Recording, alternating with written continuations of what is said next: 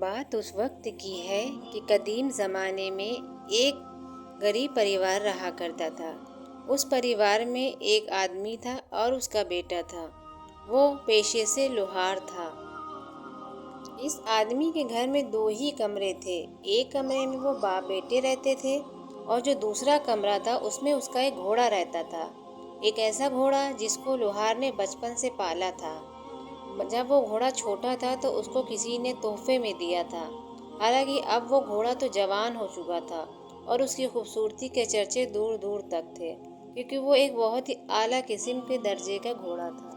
جیسے جیسے وقت گزرتا جا رہا تھا، گھوڑے کے چرچے دور دور تک ہونے لگے تھے۔ ایک دن پاس کے گاؤں کا ایک زمیندار لوہار کے پاس آیا اور اس نے اس سے کہا کہ یہ تمہارا گھوڑا تو بہت ہی خوبصورت ہے، کیا تم اسے مجھے بیچ دو گے؟ تو لوہار نے ہنستے ہوئے کہا کہ زمیندار صاحب، کیا اپنی اولاد کو کوئی کسی کو بیچتا ہے؟ اور یہ گھوڑا میرے لیے میری اولاد کی طرح ہے، میں نے اسے بچپن سے پالا ہے، اسی لیے میں اسے نہیں بیچوں گا۔ جب زمیندار نے لوہار کی یہ بات سنی تو وہ بہت ہی خفا ہو گیا اور غصے سے لوہار کے پاس سے چلا گیا اور بہت کچھ برا بھلا کہنے لگا لوہار کو۔ جب وہ زمیندار چلا گیا تو گاؤں کے کچھ لوگ لوہار کے پاس آئے اور انہوں نے لوہار کو سجھاؤ دیا کہ تم نے یہ گھوڑا کیوں نہیں بیچ دیا؟ یہ بہت ہی اعلیٰ قسم کے درجے کا گھوڑا ہے اور آگے چل کر تم اس کا کھان پان کا بھی دھیان نہیں رکھ پاؤ گے، کیونکہ اس کی خانگی بہت ہی مہنگی پڑے گی، تو تمہارے حق میں یہی بہتر ہے کہ تم اس کو بیچ دو۔ تو لوہار نے گاؤں والوں سے کہا کہ میں اسے نہیں بیچوں گا، اللہ نے اس کو پیدا کیا ہے تو اس کا رزق بھی اللہ تعالیٰ ہی دیں گے۔ لوہار کی یہ بات سن کر گاؤں والے بھی تھوڑا ناراضگی کے ساتھ چلے گئے۔ ان کو لگا کہ یہ لوہار تو میری بات ہی نہیں سن رہا ہے۔ بات اس دن کی ہے کہ ایک صبح جب لوہار سو کر اٹھتا ہے تو وہ یہ دیکھتا ہے کہ اس کا گھوڑا تو استبل میں ہے ہی نہیں، تو وہ اس کو ادھر ادھر ڈھونڈنے لگتا ہے لیکن وہ کہیں نہیں ملتا ہے۔ جب وہ باپ بیٹے اپنے گھوڑے کو ڈھونڈنے کے لیے باہر نکلتے ہیں تبھی لوہار کے بیٹے پر کوئی حملہ بول دیتا ہے اور اس کو بہت زخمی کر دیتا ہے، جس کی وجہ سے لوہار کے بیٹے کی ٹانگ ٹوٹ جاتی ہے۔ جب یہ بات گاؤں والے سنتے ہیں تو وہ لوہار کے بیٹے کی خیریت جاننے کے لیے اس کے گھر آتے ہیں اور کہتے ہیں کہ دیکھو، تمہارے ہاتھ سے تمہارا گھوڑا بھی چلا گیا اور تمہارے بیٹے کی ٹانگ بھی ٹوٹ گئی، تمہاری قسمت ہی نہیں اچھی ہے۔ تو یہ بات سن کر لوہار تھوڑا جھلجھلا جاتا ہے اور وہ یہ کہتا ہے کہ تم لوگ چلے جاؤ یہاں سے، ہمیشہ تم میری قسمت کو کوسنے چلے آتے ہو۔ دھیرے دھیرے وقت گزرتا جا رہا تھا۔ بات اس دن کی ہے کہ لوہار کا گھوڑا واپس آ گیا اور جب وہ واپس آیا تو اپنے ساتھ ساتھ 5 گھوڑے اور لے کے آیا، جسے دیکھ کر لوہار بہت خوش ہو گیا اور اب لوہار کے پاس 6 گھوڑے ہو گئے تھے جن کی دیکھ بھال اب لوہار کرنے لگا۔ پھر گاؤں والے لوہار کے پاس آئے اور انہوں نے پھر یہی سجھاؤ دیا کہ تم نے اتنے گھوڑے پال لیے ہیں جن کو تم آگے چل کر پال نہیں پاؤ گے، بہتر یہی ہے کہ ان گھوڑوں کو تم بیچ دو۔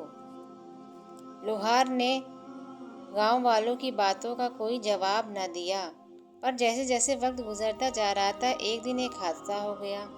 ایک گھوڑے نے اچانک سے لوہار کے بیٹے کو پٹک دیا، جس کی وجہ سے لوہار کے بیٹے کی ٹانگ ٹوٹ گئی۔ تو گاؤں والوں نے پھر لوہار کو طعنہ دیا کہ دیکھو، تمہاری قسمت بہت خراب ہے، آج پھر تمہارے بیٹے کی ٹانگ ٹوٹ گئی ہے۔ ایک دن کی بات ہے کہ اس ایریے کے راجا نے منادی کروائی کہ ہمیں کچھ سپاہیوں کی ضرورت ہے، کیونکہ دوسرے ملک کے راجا نے آکرمن کر دیا ہے۔ تو اس گاؤں کے جتنے بھی لوگ رہنے والے تھے ان کے لڑکوں کو زبردستی راجا نے فوج میں بھرتی ہونے کے لیے کہہ دیا، لیکن لوہار کے لڑکے کو شامل نہ کر سکے کیونکہ لوہار کے لڑکے کی تو ٹانگ ٹوٹ چکی تھی۔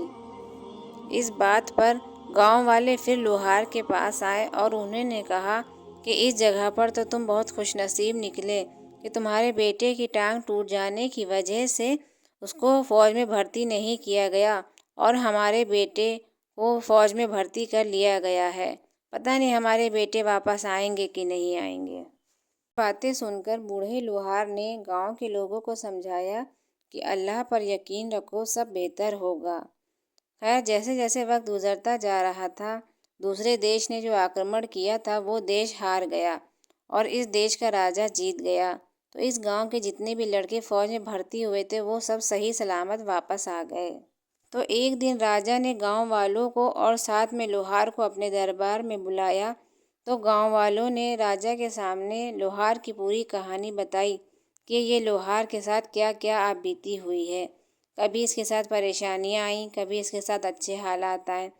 تو یہ ساری بات راجا نے لوہار کی سنی۔ لوہار کی ان حرکتوں کی وجہ سے راجا لوہار سے بہت متاثر ہو گیا اور اس نے کہا کہ میں تمہارے گھوڑوں کا انتظام کروں گا۔ تو راجا نے گھوڑوں کے استبل کا انتظام کر دیا جس سے گھوڑے آرام سے رہ سکیں۔ راجا کی یہ بات سن کر لوہار بہت خوش ہو گیا اور اس نے پھر اللہ کا شکر ادا کیا اور ساتھ ہی ساتھ راجا کا بھی بہت شکر ادا کیا کہ اس نے ان کے گھوڑوں کا انتظام اچھے سے کروا دیا ہے۔ اب گھوڑے آرام سے استبل میں رہ رہے تھے اور کھا پی رہے تھے۔ تو اس کہانی سے یہی سبق ملتا ہے کہ ہماری زندگی میں اگر بہت خوشیاں آ جائیں تو ہمیں گھمنڈ نہیں کرنا چاہیے، اور اگر کوئی دکھ تکلیف آ جائے تو اس پہ بہت مایوس نہیں ہونا چاہیے، کیونکہ اللہ کے ہر کام میں مصلحت ہوتی ہے۔